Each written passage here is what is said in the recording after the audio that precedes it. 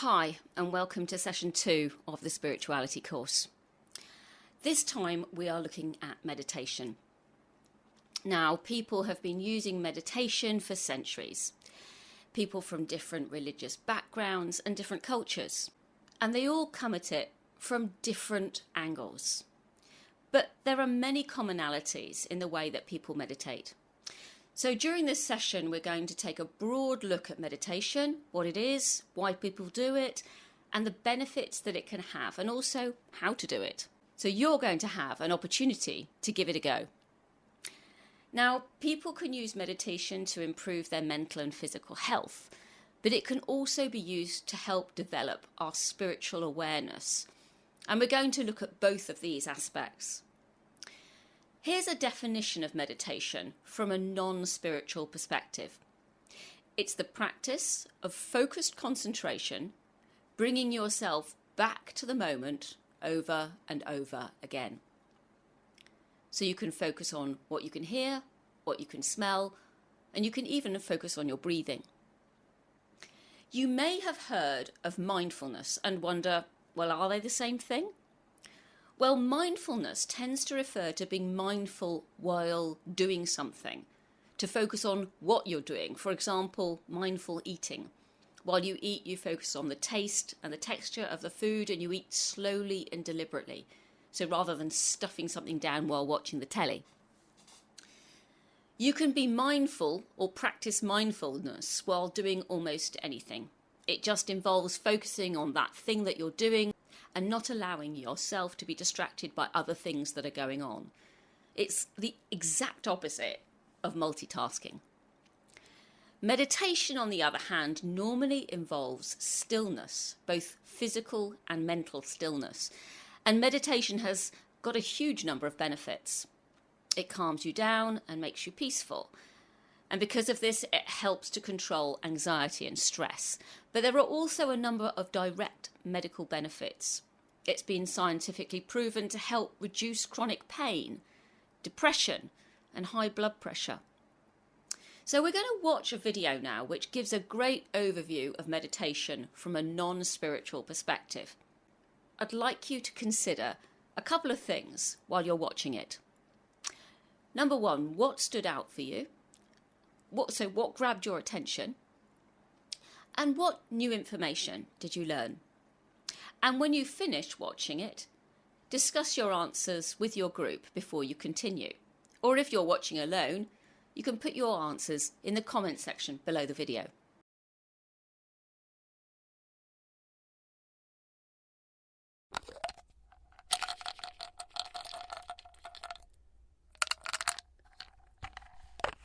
Meditation is a practice that's been around for thousands and thousands of years. Yet there's still a huge misconception about what it really is. Most people like to associate meditation with a monk sitting on top of a mountain, cross-legged, staring into the horizon. But in reality, it's actually something that everyone can do and everyone can benefit from.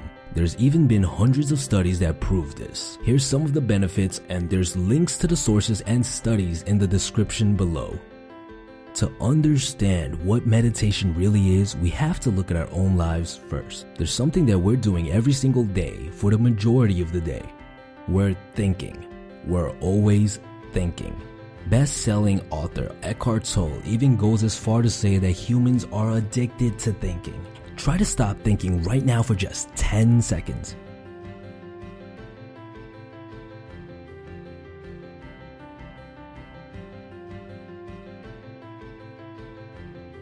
Chances are, unless you've been practicing meditation for a while, you had at least a couple of thoughts pop into your mind during this brief period of time. You might say, well, thinking isn't a bad thing, it's good. We need to think in order to survive, don't we? Well, that's true, but only to some extent. If you really sit down and take a look at it, the large majority of your thinking isn't as useful as you think it is. A lot of it is actually quite negative. Just to prove a point, I took the privilege and sat down with a pen and paper for 5 minutes and recorded as many of my thoughts that I could. I had a total of a whopping 2 thoughts that I would consider to be either positive or constructive, while on the other hand, I had a total of 11 thoughts that I would consider to be negative and not constructive at all. they also have a direct correlation with how you feel. For example, let's say that you're at a party and the following thought pops into your mind. What am I doing with my hands? I should be talking to people. Am I being awkward? And all of a sudden, you're feeling anxious. Another example. Let's say that you're on the train and somebody steps on your shoe by accident. You start thinking, he didn't even say sorry. How dare he? What an asshole. And all of a sudden, you're feeling angry. So we know that we think a lot. And we also know that most of our thoughts are either negative or not constructive. And finally, we know that our thoughts can affect how we feel. So you can see how we came to the conclusion that thinking too much might just make you feel crappy sometimes. Now, what does thinking have to do with meditation? Well, there's hundreds of different ways that you can meditate. There's breathing meditation, there's mantra meditation, there's guided meditation, just to name a few. But all of them do one thing in common. They teach us how to slow down the amount of thoughts entering our mind, as well as the speed of which thoughts enter our mind. And with practice, you can even reach points where you have no thoughts for short periods of time. And this is why meditation has so many benefits. When you think less, you become more in control of your emotions. When you practice meditation, you're basically teaching your mind how to turn off your thoughts like a switch. So the next time somebody steps on your shoe and you start thinking, how rude, you can just turn it off. You can control whether or not you want to get mad. On top of that, when you think less, you start spending less time in your head and more time outside. And you start noticing things. Trees are brighter, the birds are beautiful, you'll notice flowers on the floor. You'll become less involved with your thoughts and more involved with the real world. And that is the beauty of meditation.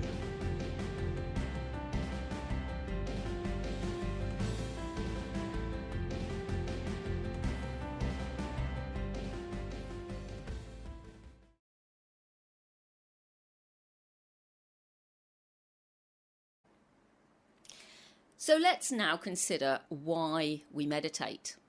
We've already looked at some of the benefits. We can do it to achieve peace and relaxation.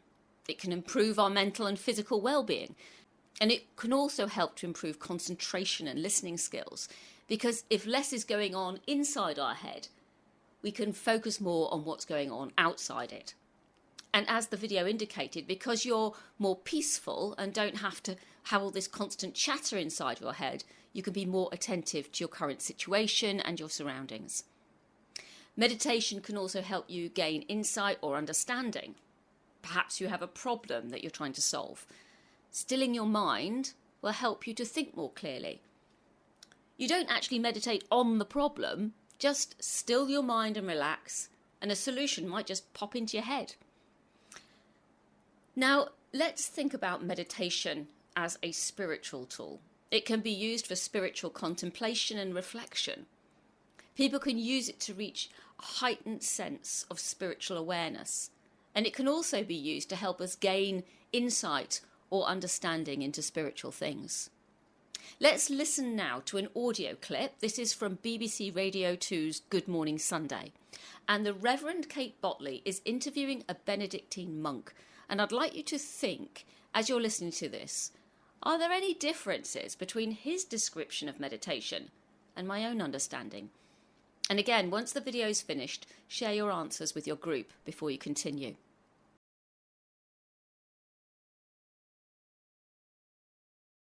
First of all, let's meet Father Peter Williams, a Benedictine monk in Worth Abbey in Sussex, where they follow the rule of St Benedict and live a life of silence, meditation and prayer. I spoke to him last week and I'm delighted to say that he's not going to be silent this morning. Good morning. Lovely to be with you this morning. It's lovely to talk to you. So I'm going to ask you that question that everybody asks you. What made you want to be a monk? It's a long story.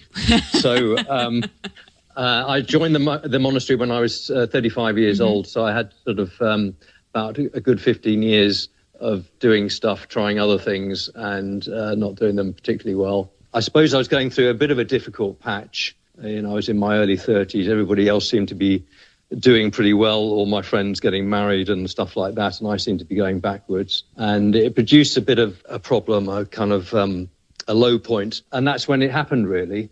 I went to bed after this sort of crunch moment, and I saw myself outside of myself. So there was a figure at the bottom of the bed, and I slowly realised I wasn't frightened at all.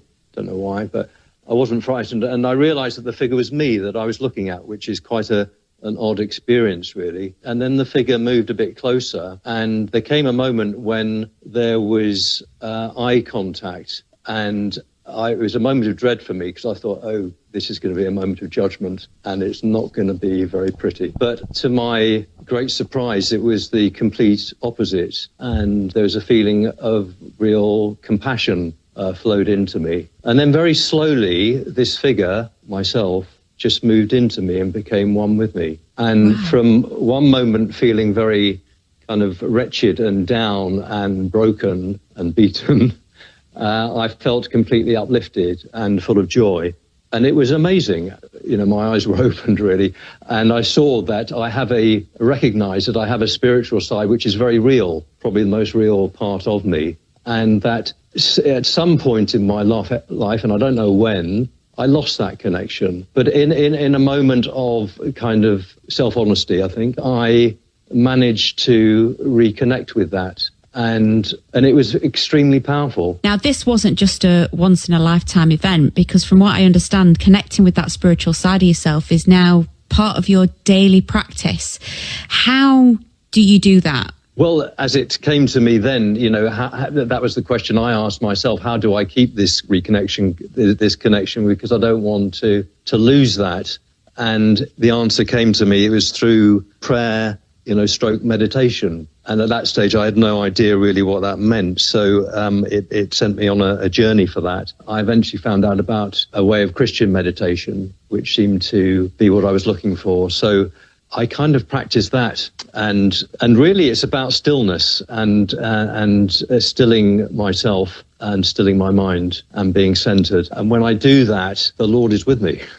That's really important to keep that connection alive and active. Talk me through it. If my practice was, I don't know, tap dancing, I'd have a routine for putting on my shoes and getting my kit together and warming up and all that sort of stuff. So if your practice is stillness and meditation, what are the steps that you go through to connect with your spiritual self? At the start, it's a discipline of stillness. So it's a physical stillness, sitting still, being still, and then stilling the mind. For that, I use a prayer word to gently repeat and come back to, and use it as an anchor, which is within me. So that if I realize that I'm thinking about something else, then I can just come back to the word and back to the center. And that's all it is. It's very, very simple. The word I've used is the Aramaic word Maranatha, which has a great tradition in the Christian church and is mentioned in the Bible twice.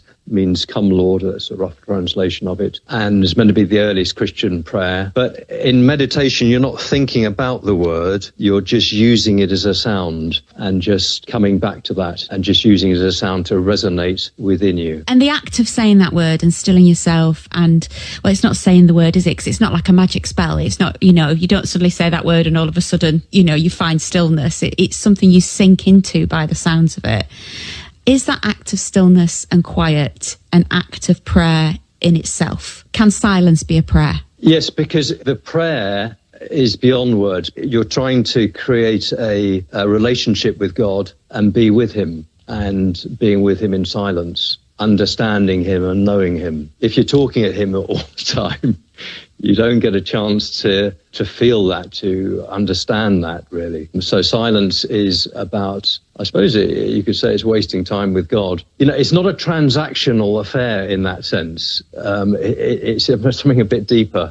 It's about inner healing and integration and coming to God and allowing his spirit to really work in the depths of me. And for that, I need to be silent and open. That's the key.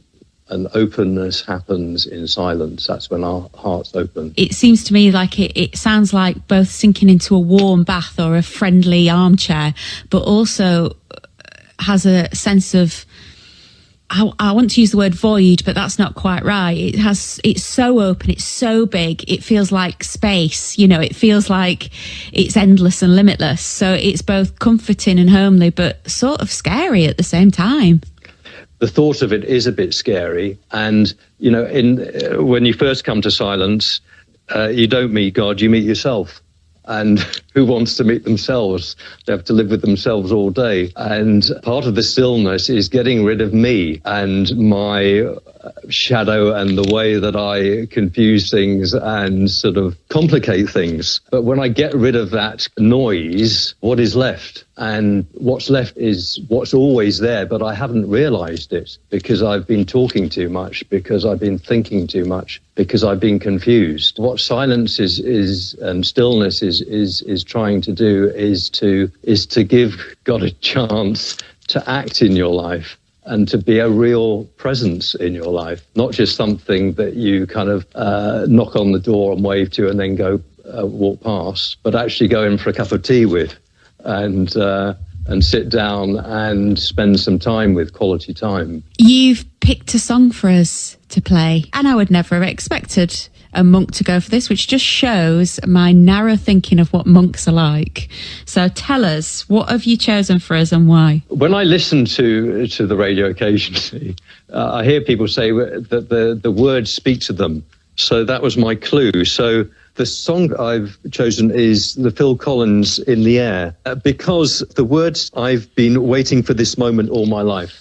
Oh Lord, that was the phrase that spoke to me, and it speaks to me powerfully of vocation and of meaning in my life. And that has come to me through the practice of silent prayer. And also I think it's a great song. Father Peter, thank you so much for speaking to me today. It's been a real joy. I feel like I've had a session with my spiritual director. Well, thank you. It's been a pleasure to be with you this morning. Beautiful. Thank you.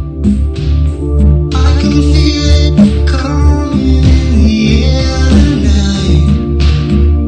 Oh Lord, and I've been waiting for this moment for all my life. Oh Lord.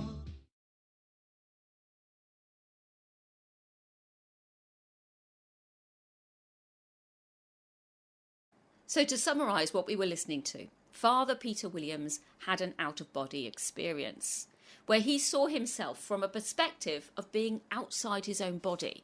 And this made him realise that part of him was spiritual. He'd made a connection with his spiritual self and he wanted to continue this. And he found the solution in Christian prayer and meditation. We're going to be looking at out-of-body experiences later in the course, so I'm not going to focus on that now, but we are going to look at the way in which prayer and meditation helped him to connect spiritually to God. Now, you may think that prayer and meditation are very different things, but spiritually, they're actually very similar, as both are about making a connection to the spiritual world. For Father Williams, it meant connecting with God by being quiet and focusing on the presence of God and listening to him.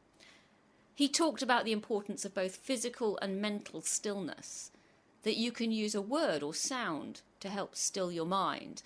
And he also described it as wasting time with God, being silent and being open, but not needing to do anything. And that by doing this, you can stop that constant chatter in your mind, which means you're more likely to hear God and receive spiritual insight. From my own perspective, if I want to listen to God, I actually find it easier and more effective to go for a walk in nature. Sitting in a room isn't the best place for me to experience God, and I know many other people are the same as well. So it's actually a case of trying different things and finding out what works best for you. So now we're going to move on and look at how to meditate. We're going to look at another video now, and this one is from a Tibetan Buddhist monk and meditation teacher, and it's entitled Meditation is Easier Than You Think. And as you're watching this, think about how he's challenging your current understanding of meditation. Does he say anything that's new to you?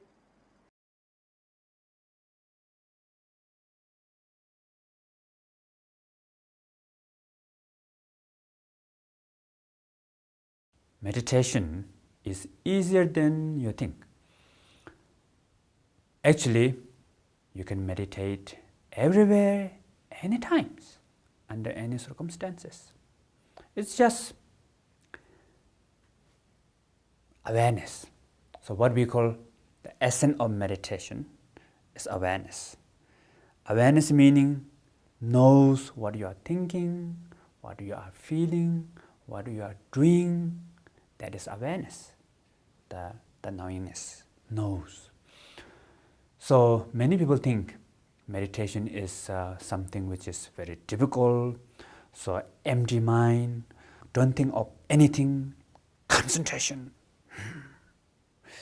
like that, So that is the misunderstanding about the meditation. So actually, meditation, you don't have to do anything like block the thought or create special state of mind, peace, calm, no need. Just simply be. So as long as if you're aware of something and then maintain that awareness, that is the meditation. So, but of course, sometimes when we meditate like that, then a lot of thought pop up in our mind, like to-do list. I have to do this. I need to talk to that person. I have this important deadline. Am I wasting time? How can I know I'm doing right or wrong? So all this comes. So that's normal. So when I was young, first time when I meditate, I have all these things comes. Sometimes I lost, completely forget to listen to sound. And then suddenly I remember, oh, I forget again. So that's okay, no problem. You can try again, listen to sound, forget, listen to sound, forget. So that is the sound meditation. So today, please practice after this. So when you go out or when you go at your workplace, just listen. So you can listen to any sound, not necessarily with the gong, ringing the bell. So just listen to sound everywhere, anytime. Okay.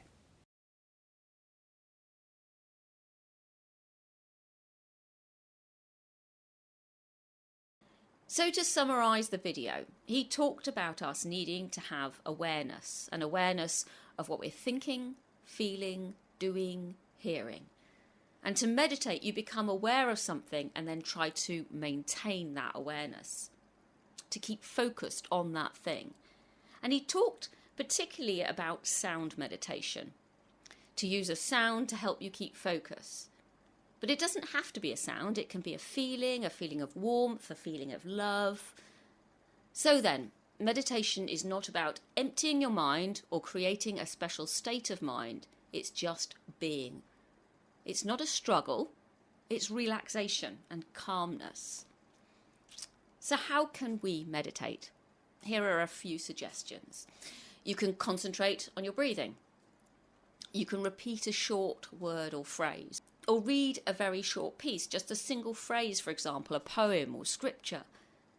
Some traditions sound a gong to help meditation. So you focus on the sound of the gong and the resonance of the sound afterwards, and then as your mind starts to wander, boom, you hit the gong again to bring your focus back. And the sound of that gong can help you relax. You can also focus on an object or picture. So think about focusing on an object for a minute. I've got a stone that I picked up from the beach, and I could use this for meditation. I could focus on its colour, its weight, how it feels. But I could also think about the location that I picked it up from and picture that in my mind. The challenge is to find something to focus on, but it mustn't stimulate too many thoughts, otherwise your mind won't be still. So now it's time to practice. I want you to take 5 minutes, use a timer so you don't have to worry about what time it is, select a word or short phrase and focus on it. And when your mind wanders off, repeat the word or phrase. So you might like to try this phrase. Peace like a river, wash over me. Peace like a river, wash over me. And as you meditate, imagine that river flowing over you and the sounds that it would make, how it would make you feel. Perhaps you would hear birds singing in the trees along the riverbank. And it's a peaceful place, calm and warm, with just a light breeze rustling through the trees. So go and try it and see how you feel afterwards. And if you're in a group, I suggest that you go into different rooms so that you don't disturb one another. And then when you've finished, share your experience with the others. How did you feel? Did you have problems with your mind wandering? Or did you find it easy to switch off? And how did 5 minutes seem to you? Did it seem like a long time? Or would you have liked longer? And why not try this exercise again at home this week? Select a different thing to focus on. And when you meet next time, tell everybody how you got on. So enjoy your meditation now, and I'll see you again in session 3 when we're going to look at dreams.